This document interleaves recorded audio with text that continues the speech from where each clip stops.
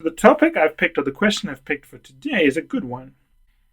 The reader says, what if I present this approach and the client asks for proof of the strategy? It's a good question. It's a good question and it's a bad question at the same time. And I'm going to explain to you why it's a good question and why it's a bad question. It's more a bad question than a good question. It's a good question because I think many people would have this question in their mind. If you are sitting there, you could be at an elite firm, you could be at any firm, you could be at an industrial company, and you're saying, but what if I did a strategy for my boss, for my client, and I present to them this amazingly elegant, visionary, brilliant strategy, but it's new, it's never been done before, and the client says, show me some proof that this will work. That's pretty common. I've heard this before. It's a good question because I can see many people would have this question. It's a bad question because the answer's already been provided. And I'm just going to connect the dots to show it to you here. This question presupposes that you do all of the analysis and you hand the client a report at the end and they're seeing the strategy for the first time. If you are doing your work that way, where you're working away from the client, doing all your thinking and showing the client the strategy for the first time, then you're doing it wrong.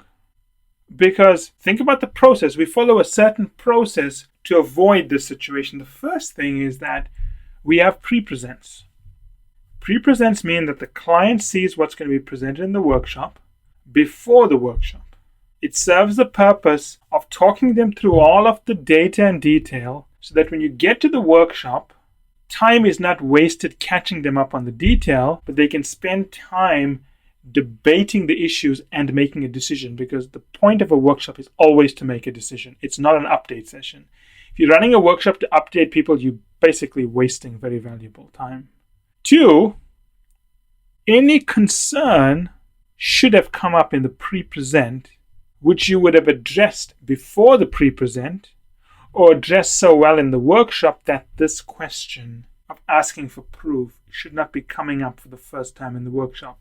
If it's coming up for the first time in the workshop, then your pre-present has failed to uncover the issues, and your response or your preparation for the workshop has failed to address the issue, assuming it had come up in the pre-present. So if it came up in the pre-present, you should have made some adjustments to address it. If it came up in the pre-present and you hadn't made the adjustment, then you fail there. But it also shouldn't come up in the pre-present, and I'll tell you why. In the workshop, we are not telling the client the answer. This is very important. I mean, it's harder to see that, I understand, in the audio podcast here, but in the video version of the study, you will see how we lay out a path for the client to follow. We don't tell them this is the strategy. We give them just enough information so that they draw the conclusion we want them to draw. And when they draw the conclusion we want them to draw, it's not our strategy, it's their strategy. They don't ask us for proof because the proof is presented in the workshop, and the strategy is the natural conclusion from the proof that we've presented. If you're in a situation where a client is asking you for proof, do you know what that means? That means the client has no ownership of the strategy. That means the client is seeing the strategy as something you are giving to them. They don't see how it was developed. Your workshop has been designed incorrectly because you have not allowed them to follow the logic. You have not laid out the logic clearly for them. You have not allowed them to eliminate all the unnecessary options. There's some good videos in the Firms Consulting Insider version of the study where we show you how you have to eliminate the options. But at the core, when a client asks this question, it's because it's not their strategy. They see it as something given to them. And the deeper question is not, because when most people hear this question, they'll think, well, how do I go and find out the proof? How do I develop the proof? The issue is not that. The issue is that you need to design your workshops in such a way that they don't ask for proof in the first place. And the way to do that, and again, the videos show it better, is you introduce them to the issues and the insights. Okay, let me rephrase this. It's a better way to explain it. Corporate strategy means that you will choose the business model a client will have, the markets where it will operate and how it will operate, and the customers it will serve. I'll repeat that. In a corporate strategy study, you will choose the business model a company will follow. That means how it makes money. Where in the value chain it will operate based on where is most profitable with least competitors. What products it will serve and whom its customers will be, and basically how it's going to accomplish the task, right? So if you look at all those combinations, you can serve this market with this product, this market with this business model. There's many permutations and combinations out there, of which some of them are ludicrous and some of them are more plausible. If you just eliminate the ludicrous combinations, you're left with a set of more plausible combinations. But there's still a pretty big set, maybe 10, maybe even 20. So you have a set of things the company could do for it to be their corporate strategy. Then it's a process of eliminating those options by knocking out certain assumptions that make an option plausible. The whole point of the workshop is to introduce facts, analysis, insights, inferences that allow the client to eliminate certain options. Let me give you an example of this, right? Classic example of this. We did the value chain analysis, huge part, supremely important, where we showed the client that there is a part of the value chain that is very profitable, but they don't have any capability to operate in that part of the value chain. You can watch the videos to figure out which part that is. But a part that they wanted to operate in, a part that they wanted to have a presence in, a part that they felt they should be very competitive in, we show them that it's actually a big part of the value chain. A lot of money can be made there. But they can't operate there because they don't have the resources. They don't have the intellectual capabilities. They don't have the patents. They don't have the expertise. They don't have the experience curve learnings that would make them superior to their competitors. So when we put up that value chain and we show them this, we don't have to tell the client, hey, don't pursue any corporate strategy that means that you will only be successful if you are successful in this part of the value chain. They can see it for themselves that if they develop a strategy that requires them to be successful in the part of the value chain where they have no expertise, it's going to be incredibly difficult. So when we get to the end and we lay out the options, they will then use the body of knowledge we've taken them through, like the value chain analysis and the insights it generated, to naturally eliminate the options we want them to eliminate. And they will then, by the process of themselves eliminating things, they are left with a set of options they have chosen. And when they pick a set of options through their own debate, they've picked it, they're not going to come to you as the strategy partner and say, well, tell me how to select this, because you didn't give it to them. They chose it. It's a very nuanced technique.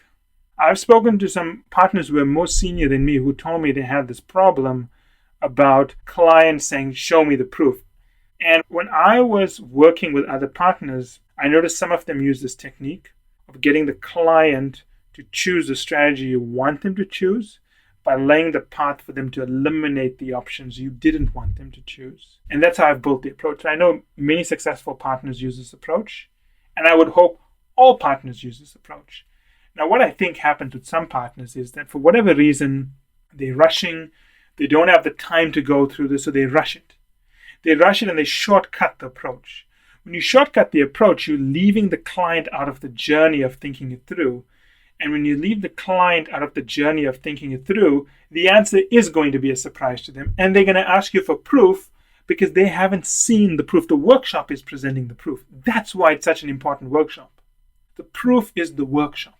But here's the thing, the proof only works if you allow the client to arrive at the answer you want them to arrive at. So you have to design the workshop in that way. I'll give you another example of this, right? We have lots of case studies that we put together. And I do period case studies. So I set a case study in a certain period. Most people will go onto the internet today and find the 5 most successful energy companies today and do case studies on them. That's worthless to me because you don't know how the performance today is going to evolve in the next 5 years. It could be a disaster. So I look at something from the past and do a case study of that period. Now the case studies are huge. Firms consulting insiders have access to the case studies. But I never present the entire case study. I pick the most important insight and I show it to them. For example, one insight out of the entire case is just one slide which showed that when competitors enter a new energy market, customers, corporate customers, that are big companies that are buying electricity, are initially price sensitive and they go with the lowest cost provider. But over time, when they're dealing with the lowest cost provider, they start looking at things like customer service, reliability of supply, and so on. And then after a while, they realize, you know what, as a corporate customer, I can't have my smelters linked up to an unreliable energy source. While they may be cheaper, I'm going to go with a more expensive guy who gives me the service I want. I'll take a mobile phone analogy here, my own personal experience. I signed up with T-Mobile, which, to be honest, I signed up with them because of the cost. It was so cheap that, you'd be wasting money not to sign up with them. So I was very happy. But then I traveled internationally with it, and it was an epic disaster because it didn't work in most parts of the world. And eventually I moved away from them. That's the insight here.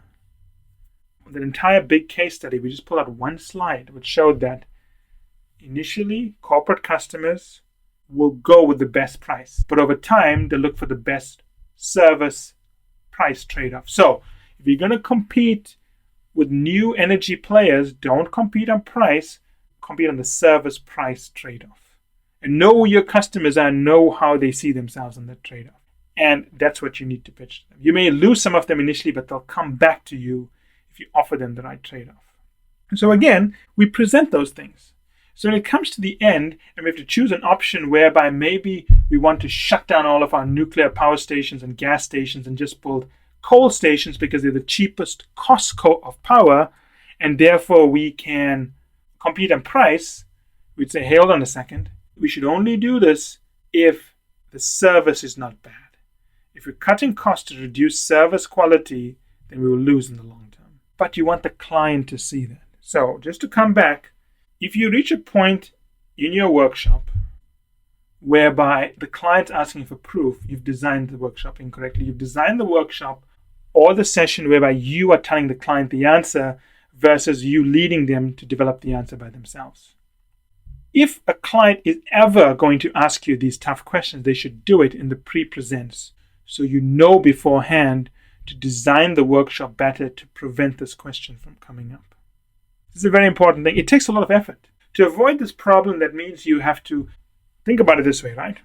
Imagine the workshop's on a Friday.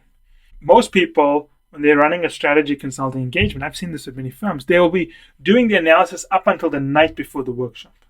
And the slides are only ready in the morning. They'll send some bleary-eyed business analyst to the office to print it in color, bind it, and they'll go to the client's executive office and present. To ensure that the client arrives at the answer and not you giving him the answer, because in this approach, whereby you're doing the analysis till the night before the workshop, you are giving the client the answer. Now, let me explain the operational changes required to not give the client the answer. And this is based on my painful experience of having to perfect this approach. So one, the analysis must be done at least 2 weeks before. Why 2 weeks? Why not 1 week? Well, it depends on the seniority of the client. If you are working for a multi-billion-dollar conglomerate, you don't know when the executives are going to be ready. You can't just say, hey, the most important workshop, we're only going to give ourselves 5 days to pre-present. No.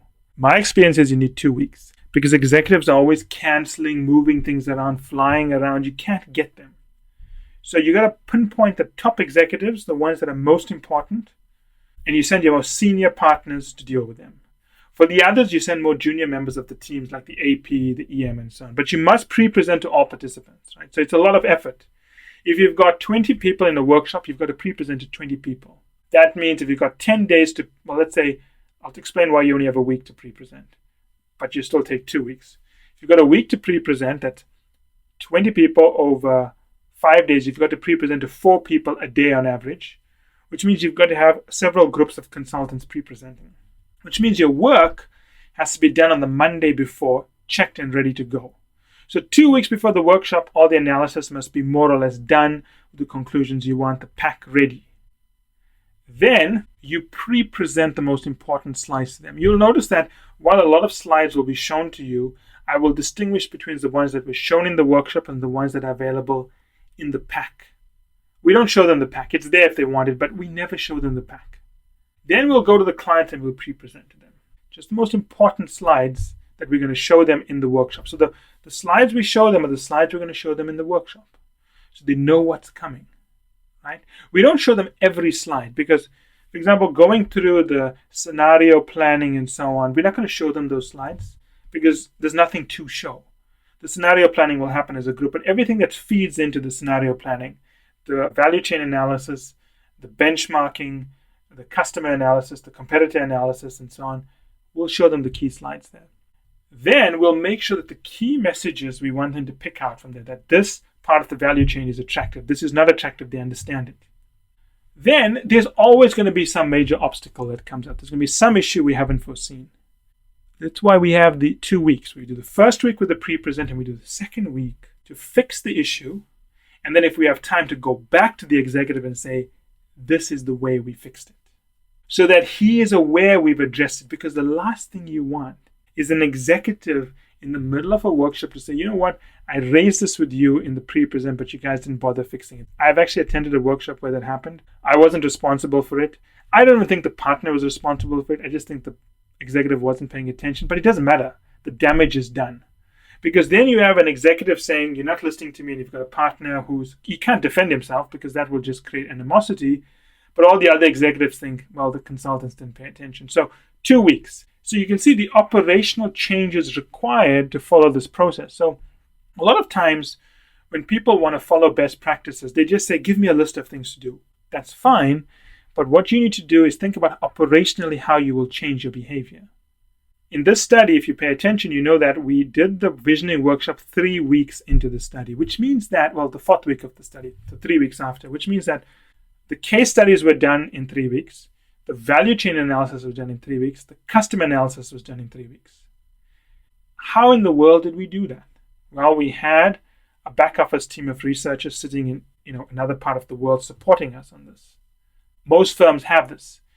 If your firm doesn't have this ability or you work in a boutique firm, you obviously have to figure out a way to accomplish the same goal with limited resources. That means a simpler case study, simpler value chain analysis. Maybe do the workshop later.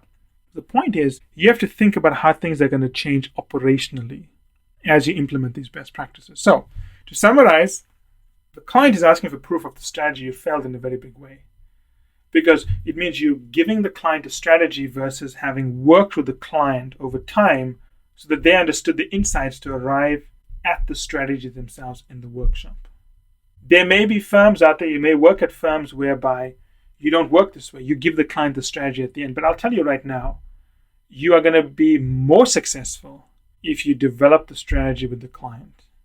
When I say develop it with them, I don't mean you are giving the thinking to them. No. You are presenting the analysis in such a way that they see the insights you want them to see, and they therefore draw the conclusions you want them to draw. So you can see there's a lot of soft skill required here, right? When to present, how to structure it, how to navigate this with the client, and so on. That's what makes you a partner at the end of the day, because anyone can do analysis. Don't become a commodity by just doing analysis.